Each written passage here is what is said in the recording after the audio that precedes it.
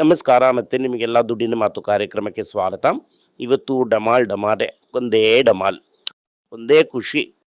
ನೀವು ಕೂಡ ಖುಷಿಯಾಗಿರ್ತೀರಾ ಅಂತ ಅನ್ಕೋತಾ ಇದ್ದೀನಿ. ಗೋಲ್ಡ್ ಡಮಾಲ್ 14,300. ಯಾಕೆ ಅಂತಂದ್ರೆ ಡಿಸೈಸಿವ್ ಆಗಿ 5,000 ಹೊಡೆದಿದೆ. ಯಾಕೆ ಅಂದ್ರೆ ಕಚ್ಚಾ ತೈಲದ ಬೆಲೆ 111 ದಾಟಿದೆ. 107.8 ಅಂತ ಹೇಳ್ತಾ ಇದ್ದಾರೆ ರೇಟು. ಬಟ್ ಫ್ಯೂಚರ್ಸ್ ಮಾರ್ಕೆಟ್ ಅಲ್ಲಿ 110, 111. ಕತ್ತರಲ್ಲಿ ಒಂದೇ ಗೊಂದು ಡಮಾಲ್ ಅಂತ ಹಾಕಿ world's largest liquid LNT plant ನ ಕ್ಲೋಸ್ ಮಾಡಿಬಿಟ್ಟಿದ್ದಾರೆ. ಆಯಿಲ್ ಗ್ಯಾಸು ಎರಡೂ ಖಾಲಿ. ಇಂಡಿಯಾದಲ್ಲಿ LPG ಗ್ಯಾಸ್ ಗವರ್ಮೆಂಟ್ ಶಾರ್ಟೇಜ್ ಇಲ್ಲ ಅಂತ ಹೇಳ್ತಾ ಇದ್ದಾರೆ, ಆದ್ರೆ ಈ ರೆಸ್ಟೋರೆಂಟ್ ಎಲ್ಲ ಶಾರ್ಟೇಜ್ ಅಂತ ಹೇಳ್ತಾ ಇದ್ದಾರೆ. ನಾರ್ತ್ ಇಂಡಿಯಾದಲ್ಲಿ ಹಲವರು 4 ಅವರ್ 5 ಅವರ್ ಕ್ಯೂ ನಲ್ಲಿ ನಿಂತಿರುವಂತ ವಿಡಿಯೋ ನಮ್ಗೆ ಬರ್ತಾ ಇದೆ. ಇದ್ರಲ್ಲಿ ಯಾವ್ದು ಸತ್ಯ ಯಾವ್ದು ಸುಳ್ಳು ಅನ್ನೋದು ನಮ್ಗೆ ಗೊತ್ತಿಲ್ಲ. ಬಟ್ ಎನಿವೆ, ಬೆಳ್ಳಿ ಅಫಿಷಿಯಲ್ ಆಗಿ 265, ಇನ್ನು ಕೆಳಗಡೆ ಹೋಗಿ 210ರಲ್ಲೇ ಇರುತ್ತೆ ಬೆಳ್ಳಿ. ನಿಫ್ಟಿ 23,000ಕ್ಕಿಂತ ಕೆಳಗಡೆ ಹೊರಟೋಯ್ತು, 23,200. ಬೆಳಗ್ಗೆ 600 ಪಾಯಿಂಟ್ಗಿಂತ ಮೇಲೆ ಹೋಗಿ 23,200ನ ಧಮಾಲ್ ಅಂತ ಒಂದು 8 ಹಾಕ್ದ. ಒಂದೇ ಖುಷಿ.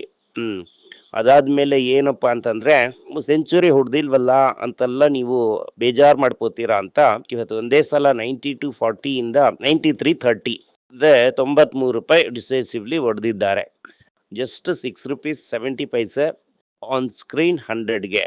ಆಫ್ ಸ್ಕ್ರೀನ್ ಇವತ್ತು ಒಂದು 3% ಹಾಕತ್ತಿಲ್ದಂಗೆ ಯಾವ ಬ್ಯಾಂಕು ಕೊಡೋದಿಲ್ಲ ಸಾಧಾರಣವಾದಂತ ಜನರಿಗೆ. ಸೊ ಅದು 96, 97 ಹತ್ರ ಇದೆ. ಹಂಗೆ ನರ್ವಸ್ 90s ಅಲ್ಲಿ ಹೋಗ್ತಾ ಇದ್ದಾರೆ. ರೂಪಾಯಿ ಸೆಂಚುರಿ ಹೊಡೆದ್ ಬಿಡತ್ತೆ. ಡೆಫಿನೆಟ್ ಆಗಿ ಶ್ರೀ ಅಮಿತಾಬ್ ಬಚ್ಚನ್ ಅವರೆಲ್ಲ ನಿಮಗೆ ನೆನಪಿರತ್ತೆ, 30 ರೂಪಾಯಿ 10 ರೂಪಾಯಿ 5 ರೂಪಾಯಿ ಕೊಡ್ತೀನಿ ಅಂತ ಹೇಳಿದ್ರು. ಯಾರಾದ್ರೂ ಹೋಗಿ ತಗೋತೀರಾ ಅಂತಂದ್ರೆ ಕೇಳಿ ತಗೊಳ್ಳಿ. ಆಟೋ ಇಂಡೆಕ್ಸ್ 2-3 ದಿನದಿಂದ ಏರ್ಸಿದ್ದನ್ನೆಲ್ಲ ಒಂದೇ ಸಲ ಹಾಕ್ಬಿಟ್ಟ. 2.5% ಡೌನು. ಐಟಿ ನೆನ್ನೆ ಏರಿಸ್ತಾ ಇವತ್ತು ಡಮ 1.7, ಫಾರ್ಮಾ 1.4, FNCG 1.7, ಮೆಟಲ್ 1.6. ಯಾರು ಕೂಡ ಮೇಲೆ ಇಲ್ಲ. ಇವತ್ತು special treatment bank Nifty. HDFC bank 8% ಡಮಾಲ್. ಈಗ ನಾನು ಮಾತಾಡ್ತಾ ಇರುವಾಗ 6% ಡಮಾಲ್. Tata Motors commercial vehicle 3.5% down. Passenger vehicle 3.5% down. IDFC 3.5% down. Drivers life sciences 1.76% down. Kalyan jewellers 3.5% down. Tamil Nadu mercantile bank 3.5% down. IndusInd bank 3% down. Mahindra and Mahindra 2.8% down. Federal bank 2.3% down. Doctor Reddy 1.5% down. ಎಲ್ಲಾನು down ಅಂತಾನೆ ಇದೆ. ಇವತ್ತು ಮುಖ್ಯ ಸುದ್ದಿ HDFC ಒಂದು ಎದೆ ಹಿಡ್ಕೊಳ್ಳುವಂತ ಸುದ್ದಿ. HDFC ಬ್ಯಾಂಕ್ನ ಪಾರ್ಟ್ ಟೈಮ್ ಒಂದು IAS ಆಫೀಸರ್, ಈ ಆಟಕ್ಕೆ ನಾನು ಬರಲ್ಲ, ನೀವು ಮಾಡುವಂಥದ್ದೆಲ್ಲ ಎಥಿಕ್ಸ್ ಮಾರಲ್ ಎಲ್ಲ ಇಲ್ಲ, ನನ್ನ ಲೈಫಲ್ಲಿ ಇರುವಂತ ಎಥಿಕಲ್ ಮಾರಲ್ ಕಾಂಪಸ್ಗೆ ಆಪೋಸಿಟ್ ಆಗಿ ನೀವು ಕೆಲಸ ಮಾಡ್ತಾ ಇದ್ದೀರಾ. ಅದು ಏನು ಅನ್ನೋದನ್ನ ಅವ್ರು ಹೇಳಿಲ್ಲ. ಇಷ್ಟು ದಿನ ಚೆನ್ನಾಗಿ ಊಟ ಮಾಡ್ತಾ ಇದ್ರು, ಇವತ್ತು ಊಟ ಏನು ಸಾರ್ಲಿಲ್ಲ ಅಂತ ಅನ್ಸತ್ತೆ. ಈ ಒಂದು ಅಸೋಸಿಯೇಷನ್ ಹೇಳ್ಬಿಟ್ಟು ಓಡೋಗ್ಬಿಟ್ರು. ಯಾರು ಕೂಡ ಯಾಕೆ ಏನು ಅಂತ ಹೇಳಿಲ್ಲ. KK ಮಿಸ್ತ್ರಿ ತಿರ್ಗಾ ಚೇರ್ಮನ್ ಆಗಿದ್ದಾರೆ. HDFC ಬ್ಯಾಂಕು HVFCನೂ ಮರ್ಜರ್ ಆಗಿದ್ದು ಇನ್ನೂ ರಿಸಲ್ಟ್ ಸರಿಯಾಗಿ ಬಂದಿಲ್ಲ ಅಂತ ಅವರು ಹೇಳಿದ್ದಾರೆ. ಸೊ ಓವರ್ ಆಲ್ ಆಗಿ ನೋಡಿದ್ರಿ ಅಂತಂದ್ರೆ HDFC ಬ್ಯಾಂಕ್ ನ ಹಾಕಿ ಸರಿಯಾದ ಏಟನ್ನ ಕೊಟ್ಟಿದ್ದಾರೆ. ಹಲವು ಕಾಂಟ್ರಾಕ್ಟ್ಗಳು ಹಲವು ವಿಷಯಗಳೆಲ್ಲ ನಡೀತಾ ಇರುವಂತದ್ದು ನಮಗೆ ಗೊತ್ತು. ಯಾವ್ದನ್ನ ಅವರು ಹೇಳಿದ್ರು ಹೇಳಿಲ್ಲ ಅಂತ ಅನ್ನೋದು ಗೊತ್ತಾಗ್ಬೇಕು. ಇನ್ನೂ ಅದ್ರ ಬಗ್ಗೆ ಸ್ಟೇಟ್ಮೆಂಟ್ಸೇ ಬಂದಿಲ್ಲ, ಡೀಟೇಲ್ಸ್ ಏನು ಬಂದಿಲ್ಲ. ಮರಣ ಡೇಟು ನಾವು ಹಾಕಿನ ತಗೊಂಡು ಓಡ್ ಹೋಗಿ 1-2 ಅಂತ ಕನ್ಸಿಡರ್ ಮಾಡ್ಬೋದು. ದೊಡ್ಡದಾಗಿ ಕನ್ಸಿಡರ್ ಮಾಡಿದ್ರಿ ಅಂತಂದ್ರೆ ಸಿಕ್ಕಾಕೋತೀರ. 1,500 ಪಾಯಿಂಟ್ ಹತ್ರ ಬ್ಯಾಂಕ್ ನಿಫ್ಟಿ ಡಮಾಲ್ 3 ದಿನದಿಂದ ಏರ್ಸಿದ್ನ ಒಂದೇ ದಿನದಲ್ಲಿ ತಳ್ಬಿಟ್ಟ. ಇನ್ನು ಕಡ್ಡಿ ಇಟ್ಕೊಂಡು ನಿಂತ್ಕೊಂಡಿದ್ದ. ಇನ್ನು 23,900 ವರೆಗೂ ಹೋಯ್ತು.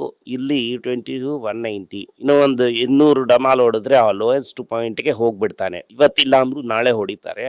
ಹೇಗೆ ಕುರಿಗೆ ಸಿಂಗಾರ ಮಾಡಿ ಹೊಡಿತಾರಲ್ಲ ಆ ತರ ಹೊಡಿತಾರೆ. ಅದರಿಂದ ನೋಡಿ ನೀವು 1-2 ಅಂತ ಕನ್ಸಿಡರ್ ಮಾಡಿ. ದೊಡ್ಡ ರಿಸ್ಕ್ ಎಲ್ಲ ತಗೋಬೇಡಿ. ಹಂಗೇನಾದ್ರೂ ತಗೊಂಡ್ರೆ ಆ ರಿಸ್ಕ್ ನಿಮ್ದೆ, ನಂದೇನು ಇಲ್ಲ. ಇಟ್ಟು ಹಾಕಿ ಶಾಕ್ಬಿಟ್ಟ. ಈಗ ವಾರೆಲ್ಲ ಇದೆಪ್ಪ, ಬೆಲೆ ಏರಿಕೆಗಳೆಲ್ಲ ಹಿಂಗೂ ಆಗುತ್ತಪ್ಪ, ಅದರಿಂದ ರೇಟ್ ಕಟ್ ಬಗ್ಗೆ ಎಲ್ಲ ಮಾತಾಡ್ಬೇಡಪ್ಪ ಅಂತ ಹೇಳಿದ್ದಾರೆ. ಪವಲ್ ಏನ್ ಹೇಳಿದ್ದಾರೆ, ನಾನು ತುಂಬಾ ಸ್ಟ್ರಾಂಗ್ ಆಗಿರ್ತೀನಿ, ಅದರಿಂದ ಈ ಅನ್ಸರ್ಟಿನಿಟಿ ಬಗ್ಗೆ ಎಲ್ಲ ನಾನು ಚಿಂತೆ ಮಾಡೋದಿಲ್ಲ, ರೇಟ್ ನ ಏರ್ಸೋದಿಲ್ಲ, ನಾನು ಫೆಡ್ ಬಿಟ್ಟು ಎಲ್ಲಿಗೂ ಹೋಗೋದು ಇಲ್ಲ, ಅಲ್ಲೇ ಇರ್ತೀನಿ, ನನ್ನ ಮೇಲೆ ಇರುವಂತ ಪ್ರೋಬ್ ಕ್ಲೋಸ್ ಆಗೋವರೆಗೂ ನಾನು ಅಲ್ಲೇ ಇದ್ದಿ ಅವ್ರನ್ನೆಲ್ಲ ವಿಚಾರಿಸ್ಕೋತೀನಿ. ನನಗೆ ಅದಕ್ಕೆ 2 years ಟೈಮ್ ಇದೆ. ಯಾವ ರಾಜ ಯಾವ ಊರಿಂದ ಬಂದ್ರು ನಾನು ನನ್ನ ಹೇಳಿಕೆ ನನ್ನ ಅಭಿಪ್ರಾಯವನ್ನ ಹೇಳ್ತಾನೆ ಇರ್ತೀನಿ.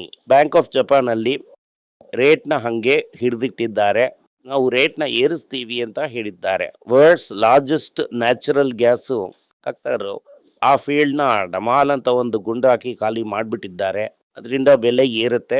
ಆಯಿಲ್ ಫ್ರೈಡೇ ನೈಟು 109 ದಾಟ್ಬಿಡ್ತು ಅಂತ ಹೇಳ್ತಾ ಇದ್ದಾರೆ, 111ರಲ್ಲಿ ಇದೆ. ತಿರ್ಗಾ ಪ್ರಪಂಚ ಸುಮ್ಮನೆ ಇರ್ದಂಗೆ ಏನ್ ಬರುತ್ತೆ, ಈ ಪೆಟ್ರೋಲಿಯಂ ಒಂದು ಕನ್ಫ್ಯೂಷನ್ನ ಅವರು ಹಬ್ಬಿಸ್ತಾ ಇದ್ದಾರೆ. ಕೋರ್ಸ್ ಕ್ರೈಸಿಸ್ ಇಂಡಿಯಾದ ಎನರ್ಜಿಗೆ ತೊಂದರೆ ಕೊಡ್ತಾ ಇದೆ. ಆ ಕಚ್ಚಾ ತೈಲ ಕೂಡ ಒಂದು ದಿನದ ಸಪ್ಲೈನೇ ಅಂತ ಹೇಳ್ತಾ ಇದ್ದಾರೆ. ಅದರಿಂದ ಗ್ಯಾಸ್ ಪ್ರಾಬ್ಲಮ್ ಕನ್ಫ್ಯೂನ್ ಆಗ್ತಾ ಇದೆ. ಕರ್ನಾಟಕ ಕೇರಳದಲ್ಲೆಲ್ಲ ಗ್ಯಾಸು ಬಂದ್ ಇಳ್ದಿಲ್ವಂತೆ. 23ನೇ ತಾರೀಕು 25ನೇ ತಾರೀಕಿಂದನೂ ಎಲ್ಲಾ ಕಡೆ ಬಂದ್ ಆಗಿದೆ. ಹೇಳ್ತಾ ಇದ್ದಾರೆ, ನೀವು ಆ ಸೈಡ್ ಹೋಗ್ತೀರಾ ಅಂತಂದ್ರೆ ಚೆಕ್ ಮಾಡ್ಕೊಂಡು ಹೋಗಿ.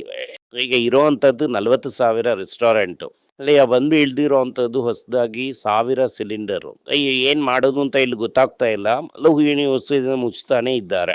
ಗೋಲ್ಡು ಬೆಳ್ಳಿನೂ ವಾಸು. ಗೋಲ್ಡ್ ಆದ್ರೆ ನಾವು ಹೇಳ್ದಂತ ಒಂದು ಬೆಲೆ ತಪ್ಪಿಸ್ಕೊಂತು. ಅದು ಈಗ 77 ಹತ್ರ ಬಂದಿದೆ. ಆದಷ್ಟು ಬೇಗ 70ಕ್ಕೆ ಬಂದ್ಬಿಡತ್ತೆ. FAI 75,000 ಕೋಟಿನ ರೀಚ್ ಮಾಡಿದ್ದಾರೆ. ನಾವೆಲ್ರೂ ಕೈ ಕಟ್ಟೋಣ. 17th ವರ್ಗೂ, ಅದಾದ್ಮೇಲೆ 2 ದಿನ ಆಗಿದೆ. ಸರಿ, 80ನ ರೀಚ್ ಮಾಡ್ಬಿಡ್ತಾನೆ. ಸೆಂಚುರಿ ಹಾಕ್ತಾನ ಇಲ್ವಾ ಅಂತ ಅನ್ನೋದೇ ಈಗ ಪ್ರಶ್ನೆ. ಸೆಂಚುರಿ ಹಾಕಿದ್ರೆ $70 ಹೊರಗಡೆ ಹೋಗ್ಬಿಡತ್ತೆ. ಈಗಲೇ ಅದು 72 ಅಂತ ಅಂದ್ರೆ 9 ಹೋಗ್ಬಿಡುತ್ತೆ ಅಂತ ಅನ್ನಿಸ್ತಾ ಇದೆ. 8 ಡೆಫಿನೆಟ್ ಆಗಿ ಹೊರಟೋಯ್ತು, 9ನ ಹುಡುಕ್ತಾ ಹೊರಟಿದೆ ಅಂತ ಅನ್ನಿಸ್ತಾ ಇದೆ. ಅದಾದ್ಮೇಲೆ ನಮ್ಮ ರುಪಿ ರೆಕಾರ್ಡ್ ಇಲ್ಲೂ ಕೂಡ ಪ್ರೆಷರ್ ಏರ್ತಾನೆ ಇದೆ. ಇನ್ನೊಂದು 10 ದಿನ ಗುಂದ್ ಹಾಕಿದ್ರೆ 95, 96, 97 ಅಂದ್ರೆ ಒಂದು ರಾಜಕೋಟೆ ಇದ್ದಾಗೆ. ಅಲ್ಲಿಂದ ಇವೇನಂದ್ರೆ ಅವರು ರೆಗ್ಯುಲರ್ ಸೆಂಚುರಿನೇ ಹೊಡೆದು ಬಿಡ್ತಾರೆ. ಅದರಿಂದ ತಾಳ್ಮೆಯಿಂದ ಇರಿ. ಡಾಲರ್ ರನ್ನಿಂಗ್ ಸ್ಟಾಕ್ಸ್ ಎಲ್ಲ ನಮಗೆ ಒಳ್ಳೇದು. CSU ಸ್ಟಾಕ್ಸ್ 6 ಲಕ್ಷ ಕೋಟಿ ಅಂತ ಹೋಗ್ಬಿಟ್ಟಿದೆ. ಇದನ್ನ ಕನ್ಸಿಡರ್ ಮಾಡಬೇಡಿ ಅಂತ ನಾನು ಹೇಳಿದ್ದೆ. ಈಗ ನಾನು ಒಂದೇ ಒಂದು ಪ್ರಶ್ನೆ ಕೇಳ್ತೀನಿ. ಈಗ ಹೊರ ದೇಶದವನು ಹೋದ್ರೆ ನಮಗೆ ಚಿಂತೆ ಇಲ್ಲ, ರಿಟೇಲ್ ಇನ್ವೆಸ್ಟರ್ಸೇ ನಮ್ಮ ಸ್ಟಾಕ್ ಅಬ್ಸರ್ವರು. ಆ ಸ್ಟಾಕ್ ಅಬ್ಸರ್ವರ್ ಇರೋವರೆಗೂ ನನಗೆ ಚಿಂತೆ ಇಲ್ಲ ಅಂತೆಲ್ಲ ಮಾತಾಡಿದ್ರಲ್ಲ. ಈಗ ಮ್ಯೂಚುವಲ್ ಫಂಡಲ್ಲಿ ಹಾಕ್ತಂಥವ್ರಲ್ಲ, ತಲೆ ಮೇಲೆ ಬಿಳಿ ಬಟ್ಟೆ ಹಾಕೊಂಡಿದ್ದಾರಲ್ಲ, ಅವ್ರಿಗೆ ಏನು ಉತ್ತರ ಕೊಡ್ತೀಯಮ್ಮ ಅಂತ ನಾನು ನಿನ್ನ ಕೇಳ್ತಾ ಇದ್ದೀನಿ. GST ಕಟ್ ಮಾಡಿದಾಗ ರೇಟ್ ಎಲ್ಲ ಕಡಿಮೆ ಆಗುತ್ತೆ ಅಂತ ನೀವು ಅನ್ಕೊಂಡ್ರಿ. ಬರೀ ಕಾರ್ ರೇಟ್ ಮಾತ್ರ ಕಡಿಮೆ ಆಯಿತು. ಬೇರೆ ಸ್ಟಾಕ್ಸ್ ಎಲ್ಲ ಈಗ ಅಟಕ್ ಅಂತ ಏರಿ, ಕಟ್ ಮಾಡಿದಕ್ಕಿಂತ ಜಾಸ್ತಿಯಾಗಿ ಏರಿ ಇದು ರಾಕೆಟ್ ಅಲ್ಲಿ ಏರ್ಬಿಟ್ಟಿದೆ. ಅದರಿಂದ ಹೆಡ್ಲೈನ್ಸ್ ಏನ್ ಹಾಕಿದ್ದಾನೆ, GST ಕಟ್ಟು ಮಿಸ್ಸಸ್ ಅಸೆನ್ಷನ್ಸ್. ಹೋದ ವರ್ಷ 83 ರೂಪಾಯಿ, ಈಗ 93 ರೂಪಾಯಿ, 10 ರೂಪಾಯಿ ಹೊರಟೋಯ್ತು. ಹಂಗಂತಂದ್ರೆ 13-14 ರೂಪಾಯಿ ಡಿಪ್ರಿಸಿಯೇಷನ್ ಅಲ್ಲೇ ಹೊರಟೋಯ್ತು. ಸೊ ಒಂದು GST ಕಟ್ಟಲ್ಲ ಪೆಪ್ಪೆ ಅಂತ ಆಗೋಯ್ತು. ಮೇನ್ ಡೀಲು ಕ್ಲಿಯರ್ ಆಗಿದೆ. 4,355 ರೂಪಾಯಿ ಕೋಟಿ ಚೆಕ್ ತಗೊಂಡು ಬಂದು ಕೊಟ್ಬಿಟ್ಟಿದ್ದಾನೆ. ಅದನ್ನ ಮನಪುರಂ ತಗೊಂಡು ಜಾಲಿಯಾಗಿ ಒಳಗಡೆ ಹಾಕೊಂಡ್ ಬಿಡ್ತು. ಅದರಿಂದ ಇನ್ಮೇಲೆ ಫ್ಯೂಚರ್ ಗ್ರೋತ್ ಸೂಪರ್ ಆಗಿರುತ್ತೆ ಅಂತ ಹೇಳ್ತಾ ಇದ್ದಾರೆ. ಮೈಕ್ರೋ ಫೈನಾನ್ಸ್ ರಿಫಾರ್ಮ್ ಶುರುವಾಗಿದೆ, ಕಲೆಕ್ಷನ್ಸ್ ಬಂದಿದೆ. ಸೊ ಗ್ರೋತ್ಗೆ ಏನ್ ಮಾಡ್ತಾರೆ ಅಂತ ನಮಗೆ ಗೊತ್ತಿಲ್ಲ. ಯೂನಿಲಿವರ್ ಏನ್ ಹೇಳ್ತಾ ಇದ್ದಾರೆ ಅಂತಂದ್ರೆ, ಫುಡ್ ಬಿಸ್ನೆಸ್ ನ ಬೇರೆಯಾಗಿ ಮಾಡಿ. ಈಗ ಐಸ್ ಕ್ರೀಮ್ ಬೇರೆ ಮಾಡಿದ್ದಾರೆ, ಈ ಫುಡ್ ಸೋಪನ್ನು ಬೇರೆ ಮಾಡಿ ಬರೀ ಹೈ ಮಾರ್ಜಿನ್ ವ್ಯಾಲ್ಯೂ ಬಿಸ್ನೆಸ್ ನ ಮಾತ್ರ ಮಾಡೋಣ ಅಂತ ಹೇಳ್ತಾ ಇದ್ದಾರೆ. ಇದೇನೆ ಇವತ್ತು ನಾವು ಇಲ್ಲಿ ನೋಡ್ತಾ ಇರುವಂತ ಒಂದು ಸುದ್ದಿ. ಮೈಕ್ರೋ ಫೈನಾನ್ಸ್ ಅಲ್ಲಿ ರಿಕವರಿ ಶುರುವಾಗಿದೆ ಅಂತ ಹೇಳ್ತಾ ಇದ್ದಾರೆ. ಅದಾದ್ಮೇಲೆ TCS ಈ ಪ್ರಿಂಟಿಂಗ್ ಕಂಪನಿನೂ ಸೇರಿ ಟೈಅಪ್ ಮಾಡಿ ವರ್ಕ್ ನ ಹೇಗೆ ಟ್ರೈನ್ ಮಾಡೋದು ಅನ್ನೋದನ್ನ ಹೇಳ್ಕೊಡ್ತಾ ಇದ್ದಾರೆ. ನೆಟ್ಕೋ ಒಂದು ಅಗ್ರೋ ಕೆಮಿಕಲ್ ಡಿಮರ್ಜರ್ ನ ಮಾಡ್ತಾ ಇದ್ದಾರೆ. ಅದು ಡಿಮರ್ಜರ್ ಆಗಿ ವ್ಯಾಲ್ಯೂ ಆಗ್ಬಿಡುತ್ತೆ. IT stocks rebound yesterday. ಇವತ್ತು ತಿರ್ಗಾ ಕರೆಕ್ಷನ್ ಬಂದಿದೆ. ಈ ಝೈಡರ್ಸು ಟಾರೆಂಟು ಸೇರಿ ಗ್ಲುಟೈಡ್ ನ ಮಾಡೋದಾಗಿ ಹೇಳಿದ್ದಾರೆ. ಈ EV ಲೋಕಲೈಸೇಷನ್ಗೆ ಟಾಟಾನು ಬಾಷು ಒಂದು ಜಾಯಿಂಟ್ ವೆಂಚರ್ ನ ಹಾಕಿದ್ದಾರೆ.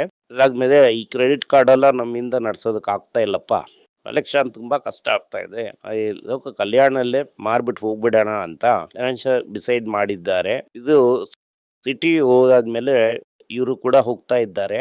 ಬ್ರಿಟಿಷ್ದವರು ಇಂಡಿಯಾನ ಬಿಟ್ಟು ಹೋಗ್ತಾ ಇದ್ದಾರೆ. ದುಡ್ಡೆಲ್ಲ ಏನು ಅಂದ್ರೆ ಒಂದಕ್ಕೆ ಹಾಕ್ಬೇಕು, ಇಲ್ಲ ಅಂತಂದ್ರೆ ಹೊಸ ಬ್ಯಾಂಕಲ್ಲಿ ಕಟ್ಟಬೇಕಾಗತ್ತೆ. ಏನ್ ಮಾಡ್ತಾರೆ ಅನ್ನೋದನ್ನ ಕಾದಿದ್ದಿ ನೋಡೋಣ.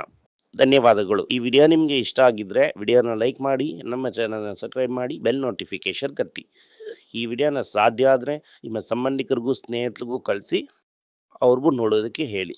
ಧನ್ಯವಾದಗಳು. ನಿಮಗೆ ಏನಾದರೂ ಸಂದೇಹ ಇದ್ದು ನನ್ನನ್ನು ಕಾಂಟ್ಯಾಕ್ಟ್ ಮಾಡಬೇಕು ಅಂತ ಅನ್ಕೊಂಡ್ರಿ ಅಂದರೆ ಸ್ಕ್ರೀನ್ ಮೇಲೆ ಬರ್ತಾ ಇರುವಂಥ ಮೇಲ್ ಐ ಡಿಗೆ ಮೆಸೇಜ್ ಮಾಡಿ, ನಮ್ಮ ಟೀಮ್ ನಿಮ್ಮನ್ನು ಕಾಂಟ್ಯಾಕ್ಟ್ ಮಾಡ್ತಾರೆ.